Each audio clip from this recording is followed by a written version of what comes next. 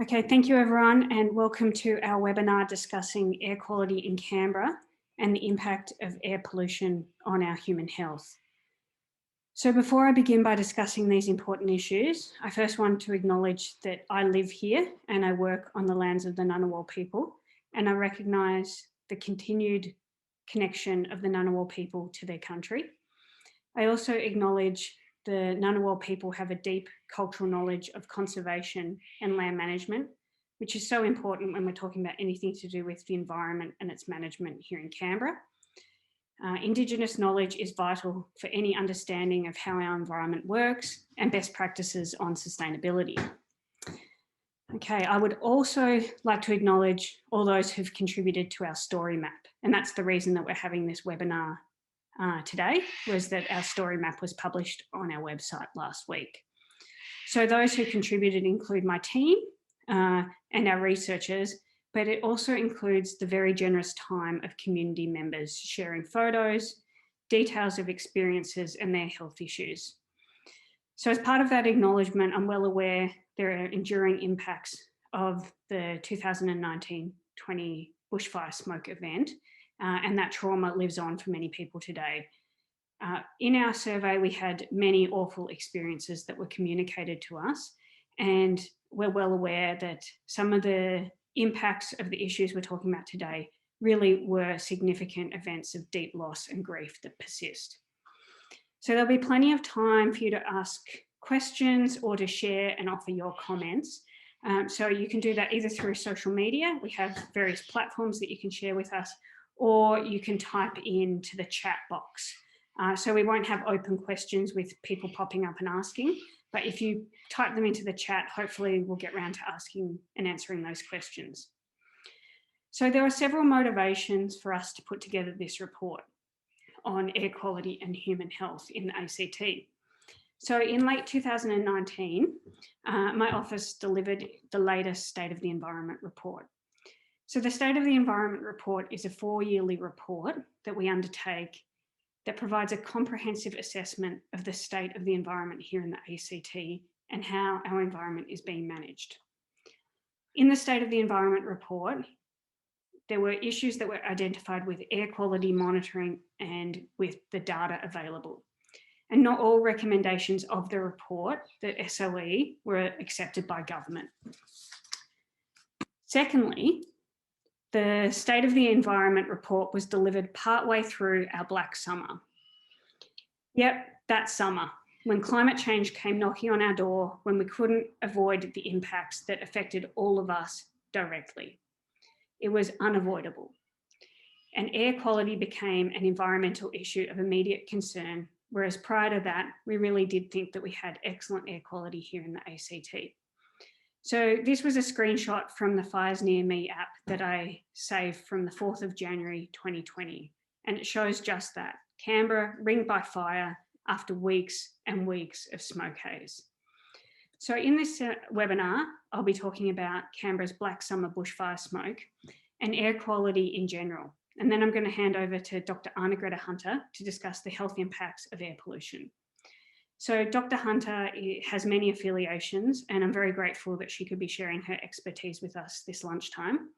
She's a practicing physician and cardiologist and is part of ANU's Rural Medical School, which we can see is critically important when we look at this Fires Near Me app, where Canberra is just one part of our region.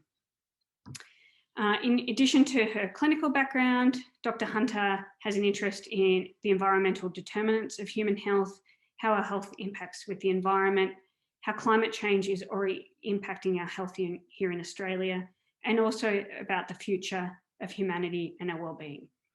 So before I ask for her thoughts, I was going to run through some of the major points of our story map that was published last week. So I'll start by talking about what we mean when we talk about air pollution. So particulate pollution is also known as particulate matter, PM, and it's the most significant air quality problem here in the ACT. In Canberra, the main sources of particulate pollution are from smoke, from wood heaters, from controlled burns of the bushland and environment around Canberra, and from bushfires. Pollution is also produced from other sources such as industry, motor vehicle emissions, dust storms, and from pollen, which is something else we've all noticed over the very wet spring. So most of these pollution sources we describe as diffuse or ambient. They're in the background and they're surrounding us. They're scattered throughout our region as opposed to point sources. So point sources are a problem in many other locations, and these relate to things like heavy industry, smelters, power plants. So these are places more like Newcastle or Port Pirie than Canberra. Whereas the diffuse sources that I was talking about include things like transport emissions, even from agriculture, lawnmowers, or service stations. So that's right, mowing or whippersnippering can be a source of air pollution. And we can really see that when you're walking or riding down a street and someone's mowing their lawn and you're seeing a lot of dust and particulate matter being kicked up into the atmosphere. So the most common measures of particulate pollution are PM10 and PM2.5. And what those mean are particulate matter that's 10 microns or less in diameter, or 2.5 micrometers or less in diameter. So they're measures of the size of the pollutants in the air. And for scale, the diameter of a human hair is about 400 times larger than a PM2.5 particle. So back before we were all invested in the COVID Safe app and hand sanitizer and contact tracing, we all rapidly became experts on air quality apps. So we went from knowing nothing about air quality unless we had a particular vulnerability through to daily, twice daily checks of air quality apps. And we learned a little bit about how air quality is measured here in Canberra and across Australia. So the National Environment Protection Council sets standards for measuring air quality and regulations for acceptable air quality. In Canberra, we have 2 monitoring stations that meet the monitoring criteria set by this council. So we have one here in Florey, and we also have one out in Monash. There's a 3rd station located in Civic, but this doesn't actually meet all the requirements to report to the council. So that's a little bit of background for you. But as I mentioned, it was last summer, and I'll just play this video for you here. As you can see, we'll see some smoke plumes rolling into Canberra. Hopefully that's playing for you. So it was really last summer that air quality became a critically important issue and something that we directly experienced. So bushfire smoke from both the ACT and New South Wales fires severely impacted our air quality. And you can see that running again. And for many days over the summer, we had the worst air quality of any major city in the world. And the worst certainly since Canberra began monitoring air quality around 15 years ago. Some of the statistics from that time were that over the 91 days of summer, the 2019-2020 summer, the air pollution monitored at Monash Station out in Tuggeranong exceeded the national standards on 56 days. On 42 of those days throughout summer, so half of summer really, the days were above the hazardous to health rating. The smoke impacted our health, our everyday lives, and our ability to work. It impacted businesses, institutions, and services, and we know that many attractions, such as Questacon, were forced to close. And then we start to get into some of the economic impacts of this huge bushfire smoke event. We're advised to stay indoors, and wherever possible, the vulnerable in our community were urged to take extra care. So in September 2020, my office commenced a survey to find a little bit more about how Canberrans' experiences of the smoke affected them, how we experience the smoke, and what the enduring impacts of that event might be. We're incredibly grateful to over 1,500 people in the community who responded, and many of them took the time to add detailed comments. So I think around 400 people wrote comments about what they experienced and how that affected them. We've summarised some of those into our story map, and some of those are shown here. We shared some of the comments that were provided by people, but were unable to share others that were deeply personal and described some of these dot points here in quite a lot of detail. So we've noted that many people reported both in the survey and later on Instagram and various other polls that they experienced increases in anxiety, stress, and some of these persisted for many months after the smoke event. Other respiratory and cardiovascular impacts were noted. But when people describe what happened to them, they were talking about their very real experiences of having ill family members or being ill themselves. So I think that's a really good time for me to hand over to Arnagretta to talk through some of the specifics around the health impacts of pollution. So I'll stop my screen share there and hand over. Hi, Sophie. It's lovely to see you, and thank you everybody for coming along today. Thanks so much for inviting me to participate in this, and can I congratulate the Office of Sustainability and Environment for undertaking this community survey asking Canberrans about their experience with bushfire smoke, because I do think it's been an extraordinary event for all of us who live in the ACT region and the southeastern part of New South Wales. I put together just one or two slides, if I can share my screen, and I can't at the moment.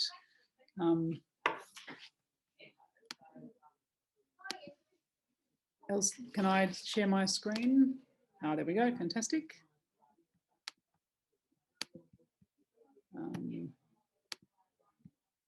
Share. Done. Okay, so as Sophie mentioned, I'm a cardiologist and I'm a clinical senior lecturer at the ANU Medical School. I've also been the Human Futures Fellow with the College of Health and Medicine over the course of last year. And one of the roles that I've had in that job has been coordinating and chairing the group of people who have been doing research on the health impacts of the bushfire smoke. And so we've had a group called the Bushfire Impact Working Group, looking at the policy implications of the bushfire from a health perspective, looking at the psychological and physical well-being and the health impacts of that devastating summer. It's been really quite a journey for me personally as a researcher and with my colleagues who have been inspirational in the work they've been able to achieve through the coronavirus pandemic. And I should definitely start by acknowledging all the hard work that's been done across the campus. We were really lucky to actually win a public health award for the work that we did across communications and policy and research work on the bushfire front. So it's been quite a journey. Bushfire smoke, I imagine that many people who are attending today's discussion were in this region or have had some sort of exposure to bushfire smoke. If we think about what happened over the Black Summer, the estimate is, and I think it's a conservative number, but the estimates are that around 12 million Australians were exposed at some point to hazardous levels of bushfire smoke and hazardous levels of air pollution. And there were obviously parts of the country where that was an irritation that lasted for days and sometimes weeks. And there were regions, particularly like this area around the ACT, where we had an ongoing problem with air quality and air pollution for months in its total. And I'm sure many people remember when the bushfire smoke began to become an issue in November in 2019, wondering how long it would go on. And I don't think at the beginning of that bushfire smoke experience, we really could have imagined that this scene that I've got a photo of here would be our New Year's Eve here in Canberra. And so that's looking on Anzac Parade up towards the War Memorial, which you obviously can't see because we couldn't see the length of a block at that point in Canberra. This is one of those days where our air pollution was the worst in the world. So what are the health impacts of bushfire smoke and air pollution from this natural disaster? Well, the way I divide this into three different areas. There's direct effects, there's psychological effects, and there are physical health impacts. And each one of these, I think, makes sense to people who've experienced the smoke recently. There are also going to be long-term health impacts. And I really think one of the most important messages, health messages to come from the bushfire event of Black Summer, is that we've never experienced an event like that before. And so much of the advice that we were giving as health practitioners at the time of the fire and with respect to that bushfire smoke exposure was on the basis of previous experiences, both here in Australia and internationally. But those previous experiences were not of the magnitude of the events that we experienced over that summer. And so there's a combination here of using our scientific understanding of air pollution and being able to extrapolate that basic or that fundamental information and extend it into natural environment events which we've never experienced before, but particularly bushfire events and the ongoing increase in the extreme weather events we're likely to see with our changing climate. I was working at Canberra Hospital at the end of December and beginning of January. And these were some of the photos that I took from the hospital over that period. And you can see just how significant the air pollution was, from a minor haze on the periphery. That would have been a day where the PM2.5 levels were in the hundreds, through to some of those really horrendous days where you couldn't see to the end of the building and the PM2.5 levels were up in the thousands. Now, the direct impacts of this, most of us have experienced, and it's well reflected in the survey done by the Environment and Sustainability Office. We saw the direct irritation of having smoke in the air. It irritated our eyes, it made our eyes water, and it could be quite uncomfortable. Many people, certainly anecdotally and in my experience working, many of us had a cough. Many of us felt subjectively more short of breath than usual. So it was irritating directly to eyes and to our mouth and to our airways. It definitely causes a minor cough, and it may have impacted on your exercise tolerance around that time. They're what I think are the direct effects, and we know some of that is caused by the PM that's bigger than 2.5, so PM10. We know that the longer term health impacts of PM10 are different to PM2.5. So there's that irritation, much like being around a campfire, but then going on for a really, really long time. The second element, I think, is the psychological impacts. And we know that the psychological impacts were also significant, and it's well reflected in the work done by the ACT government. There's also been research done at ANU that shows similar sorts of findings, where a very large proportion of the population of the ACT in southeastern New South Wales experienced minor health impacts in terms of cough and irritation, but there was a tremendous increase in the amount of anxiety and distress. I think when we're thinking about, again, the sort of experiences that we've been through, to describe that visual experience as apocalyptic is not to understate it. The change of the colour of the sky, not being able to see the sky in some parts of the South Coast, having the sky go black for more than 24 hours. This is tremendously disconcerting, I think, on a psychological basis to our health and well-being. So what sort of measurements have been done? Well, the group out of the University of Tasmania have made some estimates about the health impacts from the summer.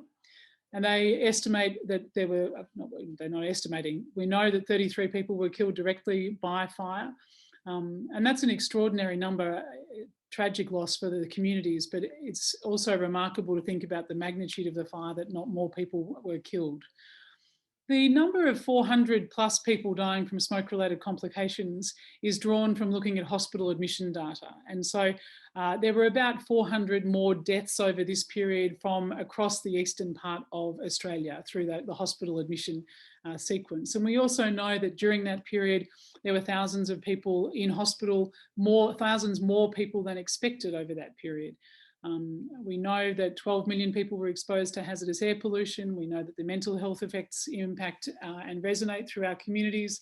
And we know, particularly here in the ACT, that we went straight from the bushfires and the smoke impact on our health to an extraordinary hailstorm, which in the ACT, for many of us, impacted on property and for some people on well-being.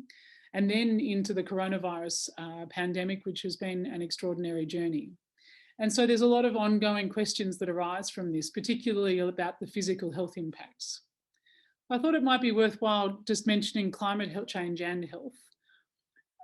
When we think about the direct physical health impacts of climate change on issues like air pollution, on issues like temperature, on issues like how we relate to the natural environment, what we find is it's like a footprint effect, and we describe it in public health as an attribution fraction. So is this event made more likely by these environmental factors? And I think for most of us who've been to see a doctor or dealt with family members who've had illness, we understand this. We know that there are associations between environmental irritation, so things like cigarette smoke are associated with increased heart disease and increased cancer rates. And so for many of us, I think we understand that those external issues can then impact directly on our physical health. And climate changes and the environmental determinants of health are similar. They have an attribution to, they make things statistically more likely to happen. So bad events, illness or injury, more likely to happen because of changes in our air quality, changes in our temperature, changes in our natural environment. And so we'll see that impact, that environmental impact on our health and well-being across the spectrum of medicine, from obstetrics and fertility, pediatrics and childhood, emergency medicine, emergency presentations, orthopedics, general medicine, cardiology, respiratory medicine, geriatrics and ageing. And I highlight geriatrics and ageing, probably I should also highlight childhood. We talk a lot in coronavirus about the vulnerable population. We talk a lot in climate change and with the bushfires about vulnerable populations. And so in the bushfire smoke exposure population, who are those vulnerable population? It's older patients who have comorbidities. It's people who have underlying heart disease, lung disease, mental health conditions. But it's also our very young children. And so that exposure of young children to hazardous air pollution raises some interesting clinical questions over which there is uncertainty. And I think there's a really serious need for ongoing research. And so similarly, when we think about heat waves, and we know there's quite a lot of discussion at the moment about the increase in heat waves across Australia as our climate warms. And so we will see heat waves reflected in emergency department presentations. It changes the pattern of orthopedics, orthopedic work in hospitals, because with very high temperatures, we might see increasing amounts of people falling and injuring themselves when they're dehydrated. It certainly impacts in general medicine and in cardiology, as does the air pollution issues that we've been talking about today. So I think that's a really important point to make, that when we think about the connection between climate change and the health impacts that it might have, the environment that we live in, the physical environment, the natural environment that we live in, the air that we breathe, the food that we eat, the water that we use, and the physical spaces that we occupy all have an influence on our health and well-being. And as our climate evolves, that will change our health and well-being. So in terms of the bushfire impacts and the air pollution, we have active research underway at ANU, and I hope you don't mind me plugging the two active studies that are underway. There is a study that's looking at pregnancy and bushfire smoke, particularly with the follow-on into coronavirus. And we've recruited more than 1,000 women from across southeastern New South Wales and the ACT region to reflect back to us and to give us a better understanding of what happened to pregnancy during that bushfire. Does it have psychological impacts? Has it altered the experience of pregnancy? And I think at the core, one of the primary questions here is about the physiology of this. The research that's done internationally shows that PM2.5 exposure and exposure to very high levels of air pollution can change pregnancy outcome. It can be associated with an increase in complications during pregnancy. It can change the size of the babies that are delivered after exposure.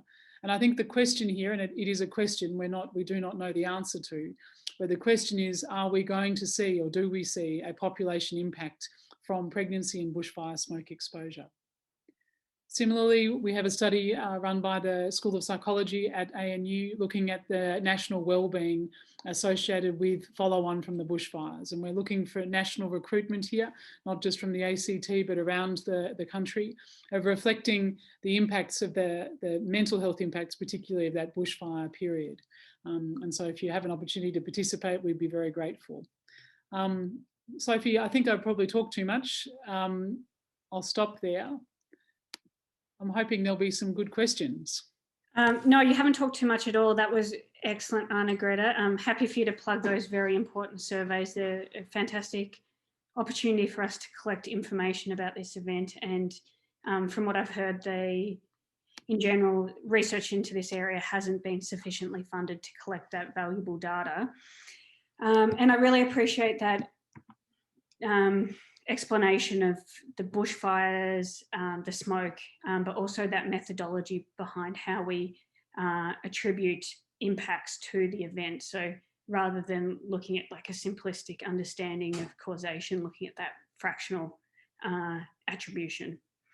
We did have one question that came in advance that fits really nicely into what you're talking about in terms of those impacts. And this was from a community GP looking after a wide variety of people, including providing antenatal care to pregnant women. And the question that was asked was, what is the best advice to give pregnant women to protect their unborn and born babies from endless days of smoke and pollution? So the context was that as a GP, this person has seen the impact of smoke on all patients, but in particular on pregnant women, from prematurity to small babies to the impacts on placentas. The person asking the question felt that pregnant women hadn't been sufficiently talked about during the event, and that the advice around wearing masks or staying inside was not realistic, given that women had other commitments, including children, and couldn't wear a mask indoors. And noted that although the Black Summer event was hugely significant and unprecedented here in Canberra, thick smoke is not unusual over summer in many regions. So do you have any thoughts about what, if any, is advice that we can give to women to protect them and their children? Well, I actually had the opportunity to speak with Dr. McGowan, and I hope she doesn't mind me mentioning her name, about this and the experience. And look, there's some really concerning anecdotal discussion about placental change. And so I should talk a little bit about why we pay attention to PM2.5. We pay attention to PM2.5 because these are the really tiny particles in air pollution that are absorbed into our bloodstream. And so larger particles, PM10, it tends to get filtered out by the lungs and you cough it up, but PM2.5 is absorbed into bloodstream. And when it's absorbed into bloodstream, it then travels through all of the organs of the body and at some point will be excreted or metabolized in some way. But that means if there's a woman who is pregnant during that period, that PM2.5 exposure can influence how the woman's blood supply interacts with the baby, and that is an interaction through the placenta. And there's certainly been some anecdotal reports on this, talking to obstetricians and to GPs who've been involved in obstetric care about changes to placenta, the sort of placental changes that we see for people who've had heavy cigarette exposure, and that's another form of PM2.5 exposure. And so it's a really concerning and significant clinical question. Sophie, you mentioned funding as a problem, and the mother and child study from ANU that's coordinated across southeastern New South Wales, a very large proportion of the population that was seriously exposed to the bushfire smoke over this period, that study unfortunately has not been funded. And it's a major, major barrier, I think, to a better understanding of the influence of the environmental determinants on our health. And so we are very, very curious to know what the answer to this is. What are the health impacts of the bushfire smoke exposure? We have good reason to have clinical concerns. And so Dr. McGowan's question about what sort of advice we should give to women, I know in the conversations I had during the smoke exposure period, which went obviously over many months, we often highlighted pregnant women as a vulnerable population. What can we do better, and what should we do for the next event? Because I think, again, psychologically, it's difficult to imagine that we go through another summer like that, but we also know from looking at the climate change predictions that the ingredients that will contribute to a very severe fire season are likely to emerge again at some point in the next decade or so. And so we are potentially facing that sort of bushfire smoke event again. What should we do? What should we do for our communities? I'd actually encourage everybody to think about that. Should we evacuate people? Should we ask people to move or recommend that they move? And then the implications of moving women who are in a period of pregnancy and are moving them away from family and friends and other children and their support networks during pregnancy, that's really quite a profoundly difficult choice. Should we, and I've spoken with colleagues in North America on the West Coast where they're also experiencing this increase in extraordinary wildfire, And in parts of the North American, that west coast of North America, they're talking about building safe rooms for breathing. So is this part of the community infrastructure that we're going to need to concentrate on as we face this increase in the risk of quite extraordinary air pollution? Do we construct community centres, community environments which have filtered air that allow our vulnerable populations, our elderly who have underlying health conditions, our pregnant women and our very small children to still be able to socially participate, but in a safe environment? And that requires imagination, that requires active discussion, it requires quite a lot of detailed planning. And I can't actually believe we're in a world where we're talking about developing safe rooms for breathing, but I actually suspect that might be one of the things that we need to be talking about much more actively as we face this threat. Yes, and that certainly takes away the expectation that protecting a child or a fetus is the individual's responsibility, and that becomes a community-wide endeavour to provide a safe environment.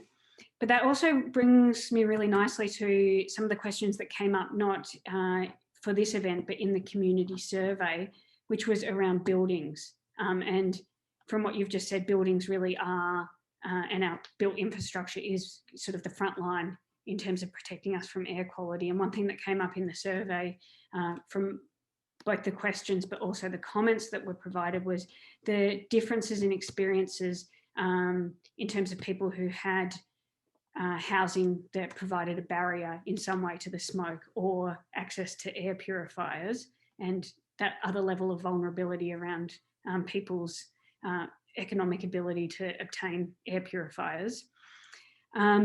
But the questions that kept coming up were about how do we make sure our buildings are safe and provide clean air in the future. And that's something I was thinking when you showed those shocking photos of the smoke around the hospital, was around the hospital's capability to provide a safe and clean air. So you don't have to answer that in terms of the hospital, but what do you think we need to be doing now in terms of our buildings? Is it these community-wide safe rooms? Are there things we need to be talking about in terms of residential homes? I know you're not an architect, but... No, but I actually think that's one of the points here, is that the challenges that will be thrown at us through an increase in extreme weather can't be solved by one discipline on its own. It's not going to be solved by an energy change solution. So renewable energy is so very important in our overall strategy to mitigate climate change. But in the adaptation space, the solutions will come from architects working alongside urban planners, working alongside environmental scientists, and with a health impact in mind. And so, it's quite an extraordinary time for us to be working across disciplines, because I think some of the solutions will come from that. I've spoken a little bit about the air pollution issues within buildings. Here in Canberra, as you said at the beginning, Sophie, we generally have some of the best air quality for a city in the world. We don't have an air pollution problem in a regular way. And we've certainly never contended with a protracted period of bushfire smoke like that, even through the previous bushfire events in this region. And so for many of us, the housing in Canberra is designed with passive cooling, where opening the window at night might be the best way that you maintain the temperature. And so we had, of course, and we will have again, the next bushfire season will also be accompanied by significant problems with high temperature. So we've got this balancing act between temperature issues and contending with heat, and then maintaining a safe environment in terms of air pollution. And for many of us in our domestic dwellings, that was an impossible choice of choosing between temperature and air quality. But it was also an issue in a lot of our businesses and in our commercial architecture and our commercial environment. And that included in the hospital environment. The hospital air conditioning service involved pulling air from outside and putting it inside. And that meant sucking in air pollution with the bushfire smoke and putting it into rooms in the hospital. Now, I think the hospitals addressed that issue. I'm hoping that would be better prepared for next time. And again, similarly, across the ACT, so many businesses were shut. As we pulled together the team of people who wanted to respond to this at ANU from the College of Health and Medicine, at the beginning of January, we couldn't meet on campus at ANU because the campus was shut. as it has been many times since then, but it was shut in January because of the air quality. Very few of the buildings on that beautiful campus for ANU are protective against the external air pollution. Most of them are passively ventilated. And so that wasn't a safe environment for people to be working, and we ended up meeting in people's houses and in business spaces elsewhere because of the lack of space to work. And so how do you, in terms of as you said, I'm not an architect, but we need to think when we're building spaces about air pollution, about heat, about water, and about temperature resilience, and then about the transportation issues that surrounds that. It's complicated. It is a really good time now, is a fantastically interesting time for us to be talking about that. You know, we've got good evidence now that says we should be preparing ourselves for an increase in extreme weather. It's an extraordinary test of our imagination, and it really gives so many of us an opportunity to think about how we can do things better for the health and well-being of our population more broadly. Excellent. We've also had a few questions that have come through on the chat now. So one of them was around what we can be doing individually to improve our own resilience in the face of such events, and also about public education on protective behaviours. Quite a few of the survey respondents provided their comments that address some of these, including that people who were really grateful for the messaging that was coming out, the public education fact sheets that were coming out of ANU, and information coming from government, including through the Emergency Services Agency. So there was a lot of value, I think, in terms of what the community were communicating to us in terms of those programs. In terms of psychological resilience in the face of future events, a lot of people in the survey talked about how arduous the summer was, and as you mentioned, Arnagretta, the deep impact of not being able to see the sky, and how it's hard to articulate how difficult that was for people now that we are experiencing beautiful blue skies, or for people who weren't here during that period. What some people commented on in the survey were things like the difficulty being ameliorated to some degree by a sense of community, that everyone was in it together, relying on friends, family, neighbours, all those sort of social networks. Oh, I think I'm losing my... You're back. Yeah, okay. Yeah, survey respondents were talking about all the resilience and the connection that they had to community, friends, family, neighbours, people in their workplaces, and a sense of being in it together. So I think that was particularly important for people maintaining their resilience during that horribly difficult period.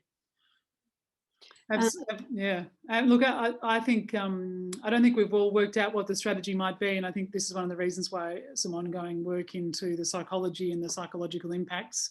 We know from the long-term follow-up of Black Saturday in Victoria in 2009 that for bushfire-affected communities, and that's different to bushfire smoke-affected communities, but we know that the resonance of trauma lasts not just for months, but for years, and you can measure the health impacts of these sorts of events through community impacts over a decade following. And so, Sophie, you've done some media conversations around dealing with the psychology of an increasingly threatening environment, and thinking about how to communicate this with children, and how to communicate and prepare our younger generations for the sorts of challenges that are ahead. Have you got any thoughts about that resilience framework, or how we can be best preparing? How do you talk to your daughter about this? Yeah, well, I think talking about it is what was really helpful for me personally. So I found this summer personally incredibly difficult. Because of the poor air quality, I left with my then 2-year-old daughter to visit family in Hobart. And one of the things I found particularly difficult was that my go-to strategies for maintaining well-being were not available to me. So things like going for a walk, getting some exercise, being outdoors were things I couldn't do. And that's something we heard later in the year for very extroverted social people, that stress relating to COVID or work from home stress couldn't be reduced through their go-to strategies of meeting with friends or socializing. That this year we've really found that when people can't relieve their stress and build their resilience because that's not available to them, it becomes very difficult. So I think for me, it was really just being so open in discussing with friends and family how stressful the event was and how worrying it was. And I think that's one thing that came out in the survey was people feeling, as more information came out about the impacts of the smoke on our health and how dangerous it was, people feeling validated, people valued that trusted information rather than being like, oh, should I be worried about this?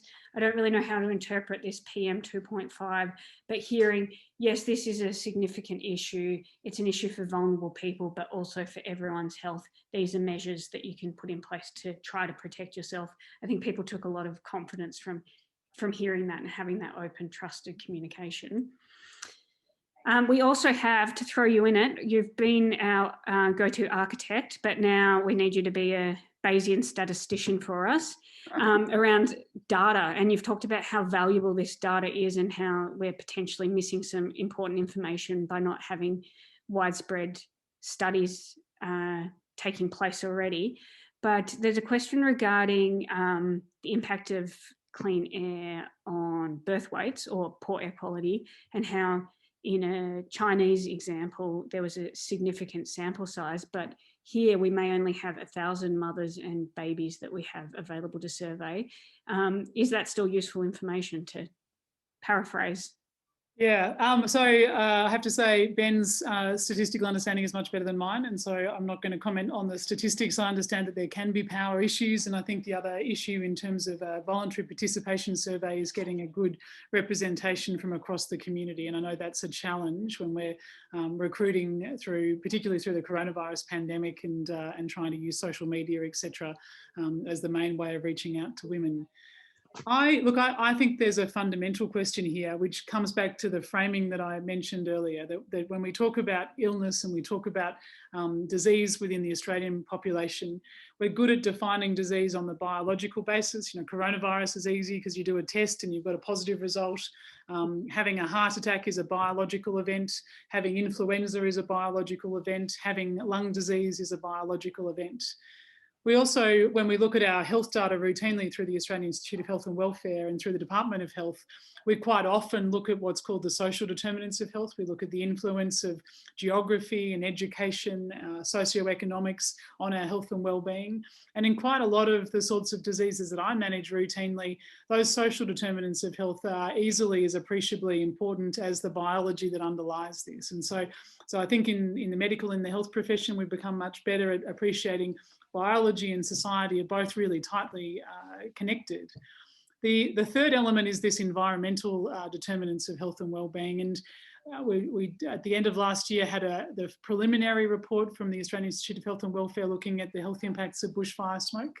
And I'm hoping that what we'll see from that organisation and from the Federal Department of Health more broadly, and from our state governments and from our local regional health services, is an increase in enthusiasm for looking at the health impacts of environmental determinants. So looking at the health impacts of extreme heat events or heat waves, through the health impacts of a hotter summer on a statistical basis, the health impacts of our bushfire smoke cohort, so tremendously important.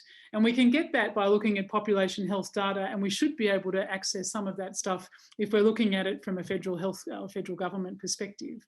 Whether our study particularly will be adequately powered for it, we'll see with time. And as I say, for me, the biological question here about the direct health impacts of the bushfire smoke is the core and most important question. It's the question that really needs to be answered because it then informs the sort of advice we give for the next bushfire event.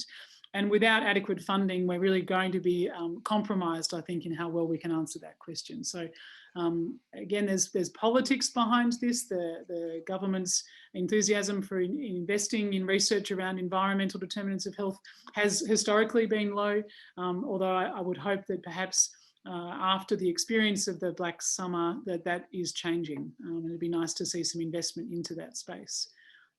Okay, that's all we have for questions. So I might just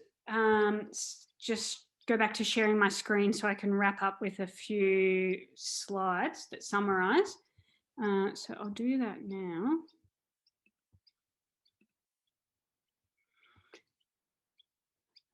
Here we go. Okay, so I just wanted to summarize some of the major findings that came both out of the State of the Environment report and also our recent story map on this issue. So we've talked a lot today about the Black Summer, and that was the focus of our survey. But bushfire smoke, dust, wood heaters, and ambient emissions, those are from transport, as I said, from lawnmowers, service stations, agriculture. They all compose an ongoing and serious risk to human health. Current research suggests that there's no level of particulate matter pollution at which human health impacts do not occur. We also know that air quality can vary widely over small areas. That's something we discovered over the Black Summer. We have those 2 air quality monitoring stations in the ACT, but there are a lot of people living in between, and we know that air quality can differ greatly over those areas. There is a provision in the latest ACT Parliamentary and Governing Agreement to expand that monitoring network, and that's something that would be very important for us to understand air quality and provide up-to-date information. And we also emphasised in our published story map that there is currently no comprehensive data available on the impacts of air pollution on human health in the ACT. So while we've talked generally about the health impacts, Arnagretta's presented some information. As she said, this is a really vastly understudied and underfunded area of research, and in terms of the human health impacts in the ACT, there's no comprehensive data available. So this is a picture of the Aurora Valley bushfire, which commenced in January last year. And I just wanted to show a couple of these slides to follow up from what Arnagretta was saying about preparing for the future. So although the bushfire smoke that we experienced over the Black Summer was from persistent long duration fires over New South Wales and the ACT, we know that we live in a bushfire prone area. So this is a map that's taken from the Emergency Services Agency of the ACT, outlined here. And in this map about becoming emergency ready, the areas that are shaded in red are designated as bushfire prone areas. So we can see that the majority of the ACT is bushfire prone. We know that bushfire smoke is something that we must be preparing for the future. So in terms of key information, I've talked a lot about the Office's State of the Environment report. That can be found on our MFCOM website, but we also have an interactive State of the Environment website. That's the one that's listed at the top here, this URL. You can go on there and you can dig into all the data that's behind our report. You can look at interactive mapping and see the information for yourself. And that's where this little infographic comes from. And I also just wanted to highlight the ACT Health website about monitoring and regulating air in the ACT. But other than that, I wanted to thank everyone who participated in our survey, everyone who's attended today, and particularly to Dr. Hunter for her expertise in sharing with us about those environmental determinants of health. Thank you, everyone.